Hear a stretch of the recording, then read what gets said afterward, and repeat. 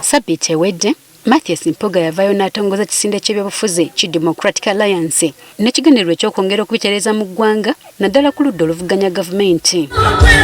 Kati olwaleero Mpuuga mu lukuŋŋaana lwa bannamawulire lwakubye ku kitebe ky'ekisinde kino e Namirembe mu Kampala era nga lwe lusookedde ddala ng'omukulembeze w'ekisinde kino ki Democratic Alliance ategeezezza nga bagenda okulemberamu enteeseganya ez'okwogerezeganya n'omukulembeze w'eggwanga n'okumatiza bannakibiina ki NRM ku ky'okuwaayo obuyinza mu mirembe. Ab'NRM balina ensonga enkulu gye balina okutegeeza n'okuddamu eri bannayuganda bagyewala naye ekyennaku kiri nti ejja balondoola yonna gye balaga y'ensonga y'okwogera ku nkyukakyuka wakati mu kukola ebikolobero bya buli kika. Kikulu nnyo okwogera n'abantu bano okufuna ebirowoozo byabwe kibayamba era naffe kituyamba nga abagala enkyukakyuka okumanya engeri y'okukwataganamu n'abantu bano abali mu busoberwa. Mpuuga agamba nti yakizudde ng'ekimu ku biremesezza enkyukakyuka mu ggwanga kwe kuti okuli mu bakulembeze ba NRM nga n'olwekyo mu njogerezeganya nabo wakubakakasa nti kino kikyasoboka. Ekiseera kituuse bannaffe ab'NRM batubuulire obanga eggwanga balyagala litwala mu kateebe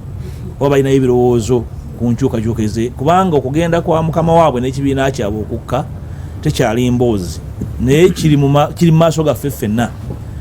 Ekikulu kiri nti baba bagwa swagala batugwire olw'ebikolobero obunyazi otyobola eddembe ly'obuntu twagala tubabuulire nabo bannyini baveeyo batubuulire bo badde balowooza ki. Taleme kutangaza ku ebyo bye bagenda okutandikirako. Oludda olunoonya enkyukakyuka lulina okuwuliziganya. Mu kuwuliziganya kitegeeza nti tukkanya ku buli nsonga naye olw'obulungi bwaffe n'obulungi bwe tulwanira n'obulungi bw'eggwanga okuwuliziganya tusobole okubaako ebyo bitukolera awamu nga abanoonya enkyukakyuka ez'omuggundu mu ggwanga. Ategeezezza nga bamaze okuwandiikira ebibiina ebirala byonna okubimanyisa ku bigendererwa byabwe. Ekisooka ekigendererwa ekyokulwanirira ennongoosereza ez'omuggundu mu byobufuzi ne mu mateeka agafuga ebyokulonda mwe muli ne ssemateeka. Ekyo kye kisinga okubeera ku mwanjo. Bwe tumubuuziza ku ky'okukyusakyusa ebibiina atuzzeemu bw'ati nti ekisooka ebisinde tebiteekebwawo kubeera bya lubeerera. Ebisinde bikolebwa okubaako bye bituukiriza mu kiseera ekigere era birina okuba nga bivaawo. Buli bw'osanga ekisinde nga kya lubeerera omanya nti tekirina bigendererwa bya mukulu. Kyokka era avumiridde n'eky'abantu okukyusakyusa ebigambo eby'omuyimbi Patrick Mulwana amanyiddwa nga Alien Skin bwe bali batongoza kisinde kino bwe yagamba nti bombi babbi.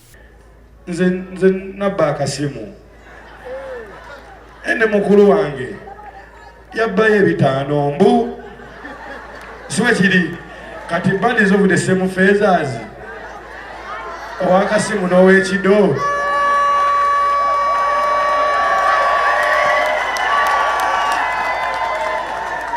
kitegeeza kwatagana ne stages enneneko bw'oba obba obbire ku leve ekola ki.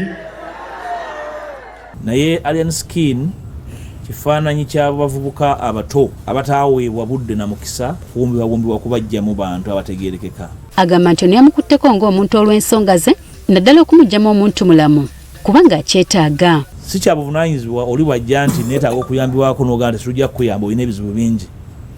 Kikulu nnyo ng'abakulembeze okutunulira abaana abo nga bannayuganda abamu ku bataafiibwako bwe tunaabaleka ne bagenda nga bwe batambula balina obusobozi okufuuka abasinga obungi eggwanga ne balifuula eggwanga eritasoboka.